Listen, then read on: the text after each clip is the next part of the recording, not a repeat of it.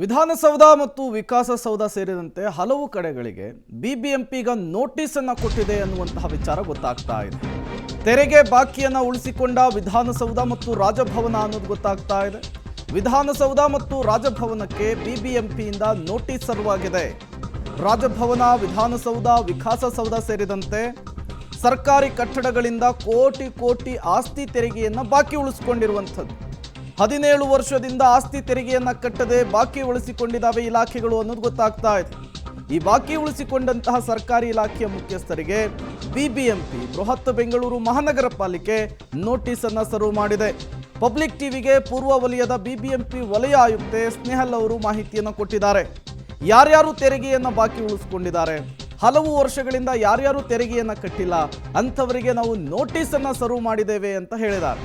ನಿನ್ನೆ ಮೊನ್ನೆಯಿಂದ ಇವರು ತೆರಿಗೆಯನ್ನು ಬಾಕಿ ಉಳಿಸ್ಕೊಂಡಿದ್ದಲ್ಲ, ಕಳೆದ 15ರಿಂದ 18 ವರ್ಷಗಳಿಂದಲೂ ಕೂಡ ಇವರು ಟ್ಯಾಕ್ಸ್ ಕಟ್ಟಿಲ್ಲ, ತೆರಿಗೆಯನ್ನು ಕಟ್ಟಿಲ್ಲ ಅನ್ನೋದು ಗೊತ್ತಾಗ್ತಾ ಇದೆ. ಹಾಗಾಗಿಯೇ ಈಗ ನೋಟಿಸ್ ಅನ್ನು ಸರ್ವ್ ಮಾಡ್ಲಿಕ್ಕೆ ಮುಂದಾಗಿರುವಂಥದ್ದು. ಸರ್ಕಾರಿ ಇಲಾಖೆಯ ಮುಖ್ಯಸ್ಥರಿಗೆ ನೋಟಿಸ್ ಅನ್ನು ತಲುಪಿಸಿದಾಗ 258 ಸರ್ಕಾರಿ ಕಟ್ಟಡಗಳಿಗೆ ಬಿಬಿಎಂಪಿ ನೋಟಿಸ್ ಕೊಟ್ಟಿದೆ ಅನ್ನುವಂತಹ ವಿಚಾರ ಗೊತ್ತಾಗ್ತಾ ಇದೆ.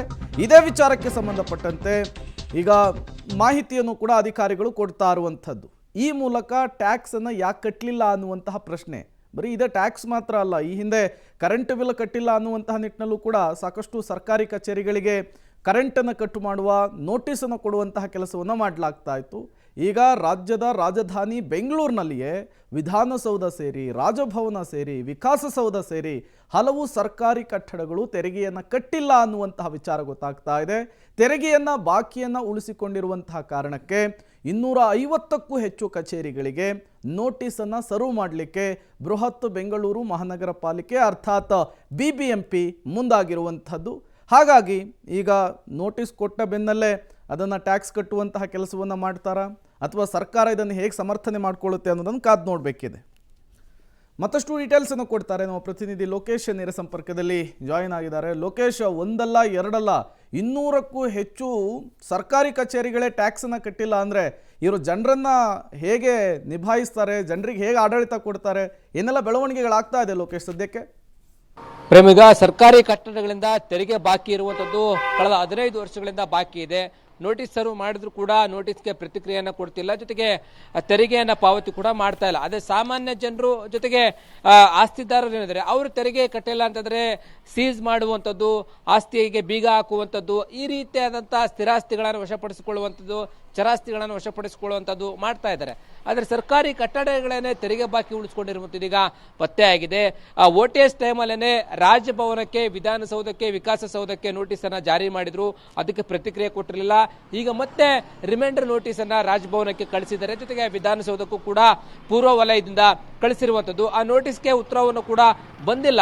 ಸುಮಾರು 100 ಕೋಟಿಯಷ್ಟು ತೆರಿಗೆಯನ್ನ ಬಾಕಿ ಉಳಿಸ್ಕೊಂಡಿದ್ದು, ಆ ಬಾಕಿ ಪಾವತಿಯನ್ನ ಮಾಡದೆ ನಿರ್ಲಕ್ಷ್ಯವನ್ನ ಮಾಡ್ತಾ ಇರುವಂಥದ್ದು. ಬಿಬಿಎಂಪಿ ನೋಟಿಸ್ ಕೊಡ್ತಾನೆ ಇದೆ, ಆದ್ರೆ ಏನು ಕ್ರಮ ವಹಿಸ್ತಾ ಇಲ್ಲ. ಯಾಕಂತಂದ್ರೆ ಸಾಮಾನ್ಯ ಜನರದಾದ್ರೆ ಆಸ್ತಿಗಳನ್ನ ವಶಪಡಿಸಿಕೊಂಡು ಸೀಸ್ ಮಾಡುವಂಥದ್ದು ಮಾಡುತ್ತೆ, ಸರ್ಕಾರಿ ಕಚೇರಿಗಳದಾದ್ರೆ ಸಾಫ್ಟ್ ಕಾರ್ನರ್ ತೋರಿಸ್ತಾ ಅವ್ರಿಗೆ ಯಾವುದೇ ಸೀಸ್ ಮಾಡುವಂಥದ್ದು ಆಗಲ್ಲ, ಸಾರ್ವಜನಿಕರಿಗೆ ತೊಂದರೆ ಆಗುತ್ತೆ ಅಂತೇಳಿ. ಹಾಗಾಗಿ ಈ ಒಂದು ಬಜೆಟ್ ಮಂಡನೆ ಹೊತ್ತಲೇನೆ ಈಗ ನೋಟಿಸ್ ಸರ್ವ್ ಆಗಿರುವಂಥದ್ದು. ತೆರಿಗೆ ಪಾವತಿಯನ್ನ ಮಾಡಬೇಕಾಗತ್ತೆ.